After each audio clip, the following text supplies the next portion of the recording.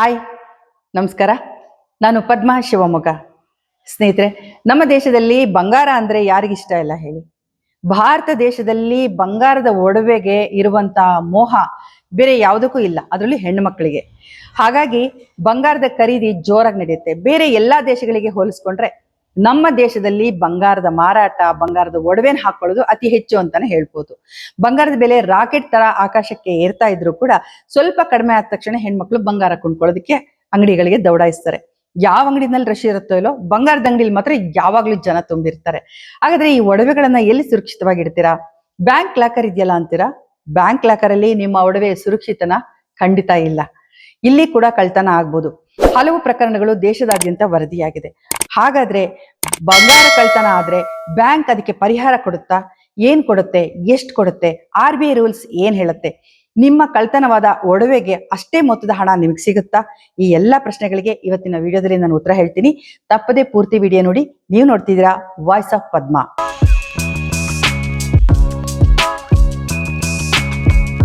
ನೂರಾರು ವರ್ಷಗಳಿಂದ ನಮ್ಮ ಭಾರತದಲ್ಲಿ ಎಲ್ಲರಿಗೂ ಒಡವೆ ಬಗ್ಗೆ ಒಂಥರ ಮೋಹ, ಪ್ರೀತಿ. ಅದು ಕೊಡೋ ಖುಷಿ ಹೆಣ್ಮಕ್ಳಿಗೆ ಬೇರೆ ಯಾವುದೂ ಕೊಡೋದಿಲ್ಲ. ಹಾಗೆ ಖುಷಿ ಖುಷಿಯಾಗಿ ಒಡವೆಗಳನ್ನ ಮಾಡಿಸಿ ಮನೆಯಲ್ಲಿ ಇಟ್ಕೊಳ್ತೀರಿ. ಮನೆಯಲ್ಲಿ ಇಟ್ಕೊಂಡ್ರೆ ಕಳ್ಳರ ಭಯ, ಜೀವ ಭಯ. ಕಳ್ಳರು ಯಾರಾದ್ರೂ ಬರಬಹುದು, ಕಳ್ತನ ಮಾಡಕ್ ಬಂದಾಗ ಜೀವನೇ ತೆಗಿಬಹುದು. ಹಾಗಂತ ಮೈ ಮೇಲೆ ಹಾಕೊಂಡು ಓಡಾಡಕ್ಕಾಗುತ್ತಾ? ರಸ್ತೆನಲ್ಲಿ ಹೋಗುವಾಗ ಯಾರು ಬೇಕಾದ್ರೂ ಸರ ಕಿತ್ಕೊಂಡು ಹೋಗ್ಬೋದು. ಮೈ ಮೇಲೆ ಹಾಕೊಂಡು ಫಂಕ್ಷನ್ಗಳಿಗೆ ಹೋದ್ರೂ ಕೂಡ ಇರೋದಿಕ್ ಭಯ. ನನ್ನ ಸ್ನೇಹಿತರೊಬ್ರು ಹೇಳ್ತಾ ಇದ್ರು, ಮದ್ವೆ ಮನೆಗೆ ಬಂದಂತ ಒಬ್ಳು ಹೆಣ್ಮಗಳು ಮೈ ತುಂಬಾ ಒಡವೆ ಮಾಡಿಸ್ಕೊಂಡಿದೀನಿ ಅಂತ ತೋರ್ಸ್ಕೊಳ್ಳೋದಕ್ಕೆ ಒಡವೆ ಹಾಕೊಂಡು ಬಂದಿದಾರಂತೆ. ಆದ್ರೆ ಛತ್ರದಲ್ಲೇ ಉಳ್ಕೊಳ್ಬೇಕಾಗಿ ಬಂದಾಗ ಅಲ್ಲಿ ರಾತ್ರಿ ಇಡೀ ಮಲಗದೆ ನಿದ್ರೆ ಮಾಡದೆ ಕೂತೇ ಇದ್ರಂತೆ. ಅಂದ್ರೆ ಮಲಗದಾಗ ಯಾರಾದ್ರೂ ಕತ್ತಲ್ಲಿರೋ ಸರ ಕಿತ್ಕೊಂಡು ಹೋಗ್ಬಿಟ್ರೆ, ಕೈಲಿರೋ ಬಳೆ ಕಿತ್ಕೊಂಡು ಹೋಗ್ಬಿಟ್ರೆ ಅನ್ನೋ ಭಯಕ್ಕೆ ಅವ್ರು ನಿದ್ರೆನೇ ಮಾಡ್ಲಿಲ್ವಂತೆ. ಈ ರೀತಿಯ ಹಲವು ಪ್ರಕರಣಗಳನ್ನ ನೀವು ನೋಡಿರ್ಬೋದು, ಕೇಳಿರ್ಬೋದು. ಹಾಗಾದ್ರೆ ಮೈ ಮೇಲೆ ಹಾಕೊಳ್ಳಂಗಿಲ್ಲ, ಮನೆಯಲ್ಲಿ ಇಟ್ಕೊಳ್ಳಂಗಿಲ್ಲ, ಮತ್ತೆಲ್ಲಿ ಇಡ್ತೀರಿ? ಬ್ಯಾಂಕ್ ಲಾಕರ್ ಅಲ್ಲಿ ಇಡ್ತೀವಿ ಅಂತೀರಾ? ಬ್ಯಾಂಕ್ ಲಾಕರ್ ಅಲ್ಲೂ ಇಡೋ ಹಾಗಿಲ್ಲ. ಯಾಕೆಂದ್ರೆ ಭಾರತದಾದ್ಯಂತ ಹಲವು ಬ್ಯಾಂಕ್ಗಳಲ್ಲಿ ಬ್ಯಾಂಕ್ ಲಾಕರ್ ಅಲ್ಲಿ ಇಟ್ಟಂತ ಒಡವೆಗಳು ಕಳ್ತನ ಆಗಿದೆ. ಹೇಗಾಗಿದೆ, ಏನಾಗಿದೆ ಅಂತ ನೋಡೋಣ ಬನ್ನಿ.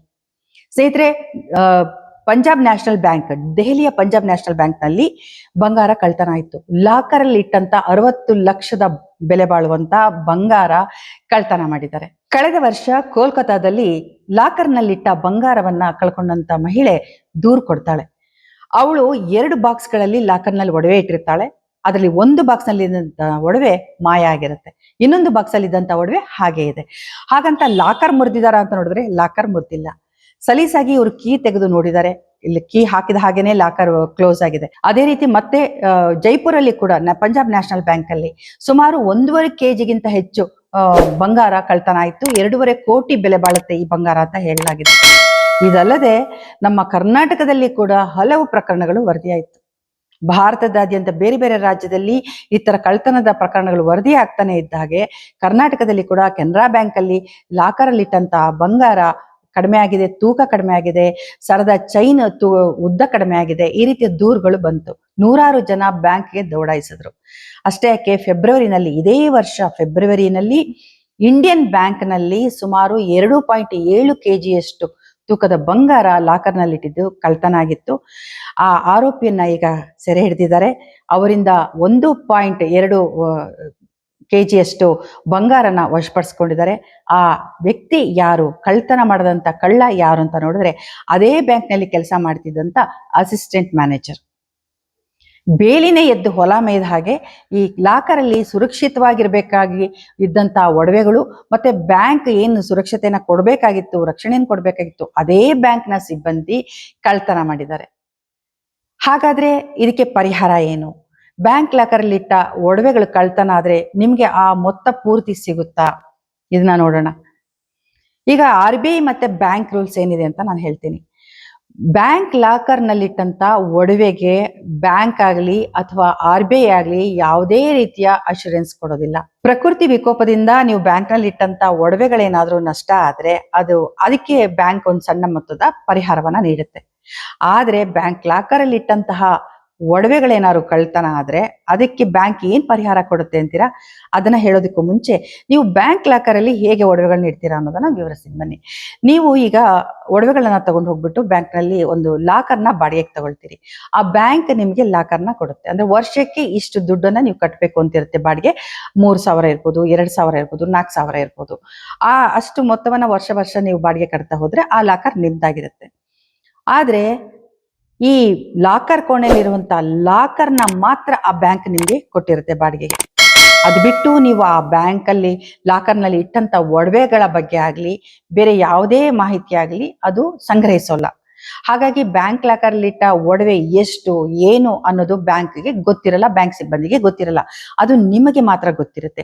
ಅಲ್ಲಿಡೋ ಡಾಕ್ಯುಮೆಂಟ್ಸ್ ಇರ್ಬೋದು, ಒಡವೆಗಳಿರ್ಬೋದು, ಏನು ಅನ್ನೋದು ವಿವರ ಪೂರ್ತಿ ನಿಮ್ಮ ಹತ್ರ ಇರುತ್ತೆ, ಬ್ಯಾಂಕಿಗೆ ಗೊತ್ತಿರಲ್ಲ.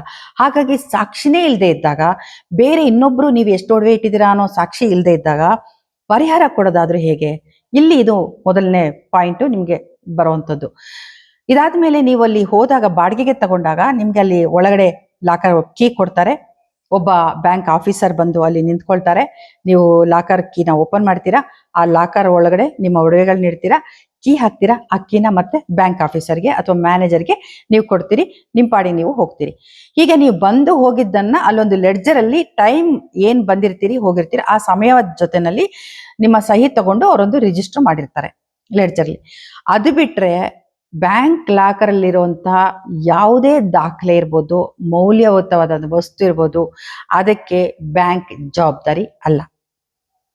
ಹೀಗಿದ್ದಾಗ ಬ್ಯಾಂಕ್ನಲ್ಲಿ ಇಟ್ಟಂತ ಒಡವೆಗೆ ಪರಿಹಾರ ಹೇಗೆ ಸಿಗತ್ತೆ? RBI ಒಂದು ಕಾನೂನನ್ನ ಮಾಡಿದೆ. ಒಂದು 2022 ನಲ್ಲಿ ಒಂದಷ್ಟು ನೀತಿಗಳನ್ನ ಇನ್ನಷ್ಟು ಅದಕ್ಕೆ ಸೇರಿಸುತ್ತೆ. ಏನು ಅಂತಂದ್ರೆ, ಬ್ಯಾಂಕ್ನಲ್ಲಿ 180 ದಿನಗಳವರೆಗೆ CCTV ಫುಟೇಜ್ ಅನ್ನ ಸಂರಕ್ಷಿಸಿ ಇಡಬೇಕು ಅಂತ.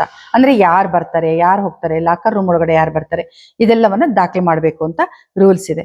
ಅಷ್ಟಾಗಿ ಕೂಡ ನೀವು ಬ್ಯಾಂಕ್ ಲಾಕರ್ ಇಂದ ತಂದು ಎಷ್ಟೋ ತಿಂಗಳ ನಂತರ ನೀವೇನಾದ್ರು ಅದನ್ನ ಹಾಕೊಂಡು ನೋಡಿದ್ರಿ ಅಂತಂದ್ರೆ ನಿಮ್ಗೆ ಗೊತ್ತಾಗೋಷ್ಟೊಳಗೆ ಆ ಫುಟೇಜ್ ಕೂಡ ಸಿಗದೆ ಹೋಗ್ಬೋದು. ಹಾಗಿದ್ದಾಗ ನಿಮ್ಮ ಲಾಕರ್ ಅಲ್ಲಿ ಇಟ್ಟಂತ ಬಂಗಾರ ಖಂಡಿತ ಸೇಫ್ ಅಲ್ಲ. ಇಲ್ಲಿ ಕಳ್ತನ ಹೇಗಾಗ್ತಿದೆ ಅಂತ ಹೇಳ್ತೀನಿ. ಕರ್ನಾಟಕದಲ್ಲೇನೆ ಇತ್ತೀಚೆಗೆ ಒಂದು 6 ತಿಂಗಳೊಳಗಡೆ ಹಲವು ಪ್ರಕರಣಗಳು ವರದಿಯಾಯಿತು. ಕೆನರಾ ಬ್ಯಾಂಕ್ ಅಲ್ಲಿ ಕೂಡ ಲಾಕರ್ ನಲ್ಲಿ ಇಟ್ಟಂತ ಬಂಗಾರ ಮಾಯ ಆಗಿತ್ತು. ಅಂದ್ರೆ ಸಣ್ಣ ಪ್ರಮಾಣದಲ್ಲಿ, ಅಂದ್ರೆ ಪೂರ್ತಿಯಾಗಿ ಅವರು ಕದಿಯೋದಿಲ್ಲ. ಅದರಲ್ಲಿ ಒಂದು ಸ್ವಲ್ಪ ತಗೊಳ್ತಾರೆ, ಅಥವಾ ಒಂದು ಸರದ ಕೊಂಡಿಗಳನ್ನ ಬಿಚ್ಕೊಳ್ತಾರೆ, ಅಥವಾ ಇನ್ನೇನೋ ಬಂಗಾರದ ಒಂದು ತುಂಡನ್ನ ಅದರಿಂದ ಎತ್ತಿರ್ತಾರೆ, ಅಥವಾ ಒಂದೆರಡು ಒಡವೆಗಳನ್ನ ತೂಕ ಕಡಿಮೆ ಮಾಡಿರ್ತಾರೆ. ಈ ರೀತಿಯ ಪ್ರಕರಣಗಳು ವರದಿಯಾಯಿತು. ಅದು ಒಬ್ಬರದಿಬ್ಬರದಲ್ಲ, ಹಲವರದ್ದು ಪ್ರಕರಣ ವರದಿಯಾಯಿತು. ಈ ಬಂಗಾರವನ್ನ ನೀವು ಲಾಕರಲ್ಲಿ ಇಟ್ಟಾಗ ನೀವು ಹೇಗೆ ಎಚ್ಚರಿಕೆ ತಗೊಳ್ಬೇಕು ಅಂತ. ಬ್ಯಾಂಕ್ ಲಾಕರ್ನಲ್ಲಿ ಇಟ್ಟ ಒಡವೆಗಳಿಗೆ ಮಾತ್ರ ಈ ಅಪಾಯ ಅಂತಲ್ಲ. ನೀವು ಗೋಲ್ಡ್ ಲೋನ್ ತಗೊಳ್ಳೋದಿಕ್ಕೆ ನಿಮ್ಮ ಒಡವೆಗಳನ್ನ ತಗೊಂಡೋಗಿ ಬ್ಯಾಂಕ್ ನಲ್ಲಿ ಅಡ ಇಟ್ರೆ ಆ ಬಂಗಾರ ಕೂಡ ನೀವು ಕಳ್ಕೊಳ್ಬಹುದು. ಹಲವು ಪ್ರಕರಣಗಳು ಆತರ ವರದಿಯಾಗಿದೆ. ಅಂದ್ರೆ ಬ್ಯಾಂಕ್ ನಲ್ಲಿ ಪ್ಲೆಡ್ಜ್ ಮಾಡಿದಂತ ಗೋಲ್ಡ್ಗೆ ಅವರು ಎಲ್ಲ ದಾಖಲೆ ಕೊಟ್ಟಿರ್ತಾರೆ. ಬ್ಯಾಂಕ್ ಲಾಕರ್ ಅಲ್ಲಿ ಇಟ್ಟ ಹಾಗಲ್ಲ. ಅಂದ್ರೆ ಎಷ್ಟು ತೂಕ ಇದೆ, ಏನು ಒಡವೆ ಇದೆ, ಅಲ್ಲಿ ಉಂಗುರ ಇದ್ರೆ ಎಷ್ಟು ಉಂಗುರ ಇದೆ, ಮತ್ತೆ ಸರ ಇದ್ರೆ, ನೆಕ್ಲೆಸ್ ಇದ್ರೆ ಪ್ರತ್ಯೇಕವಾಗಿ ಅದನ್ನೆಲ್ಲದನ್ನಲ್ಲಿ ಬರೆದು ಅದ್ರ ತೂಕ ಎಷ್ಟೆಷ್ಟು ಅಂತ ಪ್ರತ್ಯೇಕವಾಗಿ ನೋಡಿ, ಅದನ್ನೆಲ್ಲ ನೀವು ಕೂಡ ಡಿಜಿಟಲ್ ತೂಕನ ಅವ್ರು ಹಾಕುವಾಗ ಎದುರುಗಡೆ ಕೂತಿರ್ತೀರಿ, ನೋಡಿರ್ತೀರಿ. ಎಲ್ಲವನ್ನು ಆ ಫಾರ್ಮ್ ನಲ್ಲಿ ಬರ್ದಿರ್ತಾರೆ. ಅದ್ರದ್ದು ಒಂದು ಕಾಪಿ ಕೂಡ ನಿಮಗೆ ಕೊಟ್ಟಿರ್ತಾರೆ. ಅವ್ರ ಹತ್ರ ಒಂದು ಕಾಪಿ ಇರುತ್ತೆ. ಇದೆಲ್ಲ ಆದ್ಮೇಲೆ ಸೀಲ್ ಮಾಡಿ ಅವರು ಬ್ಯಾಂಕ್ ನಲ್ಲಿ ಇಡ್ತಾರೆ. ಹೀಗಿಟ್ಟಂತ ಬಂಗಾರ ಕೂಡ ಮಾಯ ಆಗುತ್ತೆ ಅಂತಂದ್ರೆ ಬಂಗಾರ ಎಲ್ಲಿ ಸೇಫ್? ಎಲ್ಲೂ ಸೇಫ್ ಅಲ್ಲ. ಇಂಥ ಪ್ರಕರಣಗಳು ಹಲವು ಈಗ ಕರ್ನಾಟಕದಲ್ಲಿ ಕೂಡ ವರದಿಯಾಗಿದೆ. ಈಗಾಗಲೇ ನಾನು ಹೇಳಿದೆ, ಈಗ ಅಸಿಸ್ಟೆಂಟ್ ಮ್ಯಾನೇಜರ್ ಅರೆಸ್ಟ್ ಮಾಡಿದ್ದಾರೆ. ಇಂಡಿಯನ್ ಬ್ಯಾಂಕ್ ನಲ್ಲಿ ಬಂಗಾರ ಕಳ್ತನ ಆಗಿದ್ದ ಹಿನ್ನೆಲೆಯಲ್ಲಿ ತನಿಖೆ ಮಾಡಿದಂತ ಪೊಲೀಸರು ಆ ಬ್ಯಾಂಕ್ ನಲ್ಲಿ ಕೆಲಸ ಮಾಡಿದಂತ ಅಸಿಸ್ಟೆಂಟ್ ಮ್ಯಾನೇಜರ್ನ ಅರೆಸ್ಟ್ ಮಾಡಿದ್ದಾರೆ. ಅವನಿಗೆ ಆನ್ಲೈನ್ ಗೇಮಿಂಗ್ ಆಡೋ ಹುಚ್ಚಿತ್ತಂತೆ, ದುಡ್ಡಿನ ಅಗತ್ಯ ಇತ್ತಂತೆ. ಹಾಗಾಗಿ ಆತ ಈ ಕಳ್ತನವನ್ನ ಮಾಡಿದ್ದಾನೆ. ಬೇರೆ ಲಾಕರ್ ನಲ್ಲಿ ಇಟ್ಟಂತ ಬಂಗಾರದಲ್ಲಿ ಸ್ವಲ್ಪ ಎಲ್ಲದರಲ್ಲೂ ತಗೊಂಡು ಅನುಮಾನ ಬರಲ್ಲ ಅಂತ ಹೇಳಿ ಅದನ್ನ ಬಳಸ್ಕೊಂಡಿದ್ದಾನೆ. ಭಾರತದಾದ್ಯಂತ ಪ್ರಕರಣ ಆಗಿರುವಂತ ಈ ತರ ಬಂಗಾರದ ಕಳುವು, ಬ್ಯಾಂಕ್ ನಲ್ಲಿ ಕಳುವಾದಂತ ಬಂಗಾರದ ಪ್ರಕರಣಗಳಲ್ಲಿ ಆ ಬ್ಯಾಂಕ್ನ ಸಿಬ್ಬಂದಿಗಳೇ ಇನ್ವಾಲ್ವ್ ಆಗಿರೋದು ವರದಿಯಿಂದ ಗೊತ್ತಾಗಿದೆ. ಅಂದ್ರೆ ಬೇಲಿನೇ ಎದ್ದು ಹೊಲ ಮೈದಾಗೆ ಅಂತ ನನಗೆ ಹೇಳಿದೆ. ಹಾಗಾದ್ರೆ ನಿಮ್ಮ ಬಂಗಾರಕ್ಕೆ ಅವ್ರು ಏನ್ ಸುರಕ್ಷತೆ ಕೊಡ್ತಿದ್ದಾರೆ? ಇದನ್ನ ನಾವು ಪ್ರಶ್ನೆ ಮಾಡ್ಕೋಬೇಕಾಗತ್ತೆ. ಜೊತೆನಲ್ಲಿ ಈಗ ಈ RBI ರೂಲ್ಸ್ ಪ್ರಕಾರ ಬ್ಯಾಂಕ್ ಏನ್ ಪರಿಹಾರ ಕೊಡುತ್ತೆ ಅಂತ ನೋಡೋಣ. ನೀವು 50 ಲಕ್ಷದ ಒಡವೆ ಇಟ್ಟಿರ್ಬೋದು ಅಥವಾ 1 ಕೋಟಿ ಬೆಲೆ ಬಾಳುವಂತ ಒಡವೆ ಇಟ್ಟಿರ್ಬೋದು. ಅದು ನಿಮ್ಗೆ ಪರಿಹಾರ ಕೊಡೋದು ಎಷ್ಟು ಅಂತಂದ್ರೆ, ನೀವು ಆ ಲಾಕರ್ಗೆ ವರ್ಷಕ್ಕೆ ಎಷ್ಟು ಬಾಡಿಗೆ ಕೊಟ್ಟಿರ್ತೀರಾ ಅದರ 100%. ಅಂದ್ರೆ ನೀವು ಆ ಬ್ಯಾಂಕ್ನ ಲಾಕರ್ಗೆ ವರ್ಷಕ್ಕೆ 3,000 ಬಾಡಿಗೆ ಕಟ್ತಿದ್ದೀರಾ ಅಂತಂದ್ರೆ ನಿಮ್ಗೆ 100% ಅಂದ್ರೆ 3 ಲಕ್ಷ ಮಾತ್ರ ಅವರು ಪರಿಹಾರ ಕೊಡ್ತಾರೆ. ಅದು ನೀವು 50 ಲಕ್ಷ ಇಟ್ಟಿರ್ಬೋದು, 1 ಕೋಟಿ ಇರ್ಬೋದು, 2 ಕೋಟಿ ಬೆಲೆ ಬಾಳುವಂತ ಒಡವೆ ಕಳ್ಕೊಂಡಿರ್ಬೋದು. ಅದು ಕೊಡೋದು ನಿಮ್ಮ ಬಾಡಿಗೆಯ 100% ಮಾತ್ರ. ನೀವು ಬಾಡಿಗೆಯನ್ನ 4,000 ಕೊಡ್ತಾ ಇದ್ರೆ 4 ಲಕ್ಷ ಪರಿಹಾರ ಕೊಡುತ್ತೆ. 5,000 ಬಾಡಿಗೆ ಕೊಡ್ತಾ ಇದ್ರೆ ವರ್ಷಕ್ಕೆ ಆ ಲಾಕರ್ಗೆ ಅಂತಂದ್ರೆ ನಿಮ್ಗೆ 5 ಲಕ್ಷ ಪರಿಹಾರ ಕೊಡುತ್ತೆ ಅಷ್ಟೇ. ಅದು ಬಿಟ್ಟು ಯಾವುದೇ ರೀತಿಯ ಬೇರೆ ಪರಿಹಾರ ನಿಮ್ಗೆ ಸಿಗೋದಿಲ್ಲ. ಆ ತರ ಕಾನೂನು ಇಲ್ಲ. ಹಾಗಾಗಿ ಬ್ಯಾಂಕ್ ಲಾಕರ್ನಲ್ಲಿಟ್ಟ ಬಂಗಾರ ಖಂಡಿತ ಸುರಕ್ಷತೆ ಅಲ್ಲ. ಹಾಗಾದ್ರೆ ಏನ್ ಮಾಡ್ಬೇಕು, ಯಾವ ರೀತಿ ಎಚ್ಚರಿಕೆ ತಗೊಳ್ಬೇಕು, ಇದಕ್ಕೆ ಪರಿಹಾರ ಏನು? ನಿಮಗೆ ನೀವೇ ಜವಾಬ್ದಾರರು. ನಿಮ್ಮ ಒಡವೆನ ರಕ್ಷಿಸ್ಕೊಳ್ಳೋದು ನಿಮ್ಮ ಜವಾಬ್ದಾರಿಯಾಗಿದೆ. ಏನು ಅಂತ ನೋಡೋಣ. ಈಗ ಮೊದಲಿಗೆ ನೀವು ಬಂಗಾರವನ್ನ ಲಾಕರ್ನಲ್ಲಿ ಇಡೋದಕ್ಕೆ ಮೊದಲು ಅಥವಾ ಪ್ಲೆಡ್ಜ್ ಮಾಡೋದಕ್ಕೆ ಮೊದಲು ನೀವೇನ್ ಮಾಡ್ಬೇಕು ಅಂತಂದ್ರೆ, ನೀವೊಂದು ಅಂಗಡಿಯಲ್ಲಿ ಏನ್ ಖರೀದಿ ಮಾಡಿರ್ತೀರಿ ಬಂಗಾರನ, ಅಲ್ಲಿ ನಿಮ್ಗೊಂದು ರಿಸಿಪ್ಟ್ ಕೊಟ್ಟಿರ್ತಾರೆ. ಅದರಲ್ಲಿ ತೂಕ ಮೆನ್ಷನ್ ಮಾಡಿರ್ತಾರೆ, ಅದ್ ಏನ್ ಒಡವೆ ಅಂತಾನು ಮೆನ್ಷನ್ ಮಾಡಿರ್ತಾರೆ, ಜೊತೆನಲ್ಲಿ ಮೊತ್ತವನ್ನು ಕೂಡ ಮೆನ್ಷನ್ ಮಾಡಿರ್ತಾರೆ. ಆ ಬಿಲ್ ತುಂಬಾ ಮುಖ್ಯ. ನೀವು ಅದನ್ನ ಸುರಕ್ಷಿತವಾಗಿ ಮನೆಯಲ್ಲಿ ಇಟ್ಕೊಳ್ಬೇಕು. ಅದ್ರದ್ದೊಂದು ಫೋಟೋ ಕೂಡ ತೆಗೆದು ಇಟ್ಕೊಳ್ಬೇಕು.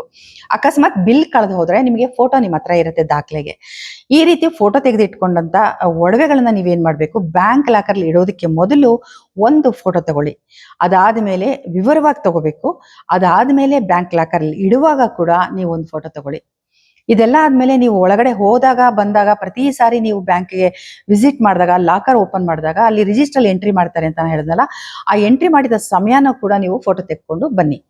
ಇದಲ್ಲದೆ ಅಕಸ್ಮಾತ್ ನಿಮ್ಮ ಒಡವೆ ಏನಾದ್ರೂ ಕಳೆದು ಹೋಯ್ತು ಅಂತಂದ್ರೆ ಆಗ ಪೊಲೀಸರಿಗೆ ದೂರು ಕೊಡ್ಬೇಕು. ಅಲ್ಲಿ ನೀವು CCTV ಫುಟೇಜ್ಗಳನ್ನ ಕೂಡ ನೀವು ಸಂಗ್ರಹಿಸಿ ಇಟ್ಕೊಳ್ಬೇಕು. ಇದು ನಿಮ್ಗೆ ಮುಂದೆ ಈ ಕಾನೂನಿನ ಪ್ರಕಾರ ನೀವೇನು ಹೋರಾಟ ಮಾಡ್ಬೇಕು ಅಂತಿದ್ರು ಅದಕ್ಕೆ ನಿಮ್ಗೆ ಸಹಾಯ ಆಗುತ್ತೆ. ಇಷ್ಟಾಗಿ ಈಗ ಬ್ಯಾಂಕ್ ಲಾಕರ್ ಅಲ್ಲಿ ನೀವು ಒಡವೆ ಇಡ್ತೀರಾ ಅಂತಂದ್ರೆ ನೀವು ಏನೇನು ಮುನ್ನೆಚ್ಚರಿಕೆ ತಗೋಬೇಕು ಅಂತ ನಾನು ಹೇಳ್ತೀನಿ. ಹಾಗಾಗಿ ನೀವು ಬ್ಯಾಂಕ್ ಲಾಕರ್ನ ಹೋಗಿ ಚೆಕ್ ಮಾಡ್ಕೊಳ್ಳಿ. ನಿಮ್ಮ ಒಡವೆಗಳೆಲ್ಲ ಸರಿಯಾಗಿದ್ಯಾ, ನಿಮ್ಮ ದಾಖಲೆಗಳೆಲ್ಲ ಸರಿಯಾಗಿದ್ಯಾ, ಸೇಫ್ ಆಗಿದ್ಯಾ ಅಂತ ಚೆಕ್ ಮಾಡ್ಕೊಳ್ಳಿ. ಪ್ರತಿ ಸಾರಿನೂ ಹೋಗಿ ಬಂದಾಗ್ಲೂ ನೀವು ಅದನ್ನ ರಿಜಿಸ್ಟರ್ನ ನೀವು ಫೋಟೋ ತಗೊಳ್ಬೇಕು.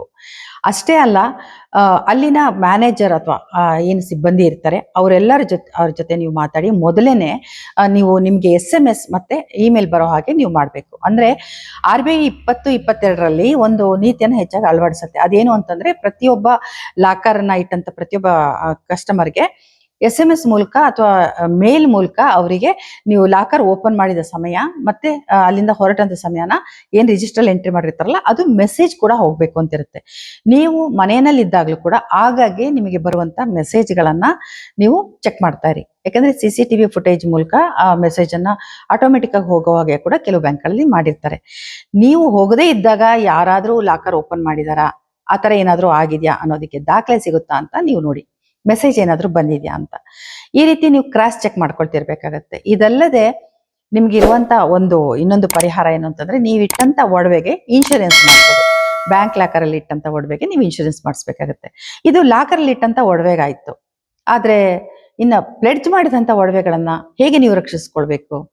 ಪ್ಲೆಡ್ಜ್ ಮಾಡಿದಂತ ಗೋಲ್ಡ್ ಈಗ ಅಲ್ಲಿ ಯಾವ ರೀತಿ ಕಳ್ತನ ಆಗಿದೆ ಅನ್ನೋದನ್ನ ಒಬ್ರು ಕಸ್ಟಮರ್, ಈ ನಷ್ಟವನ್ನು ಅನುಭವಿಸಿದ ಕಸ್ಟಮರ್ ಇತ್ತೀಚೆಗೆ ಮಾಧ್ಯಮಗಳಿಗೆ ಹೇಳಿದ್ರು.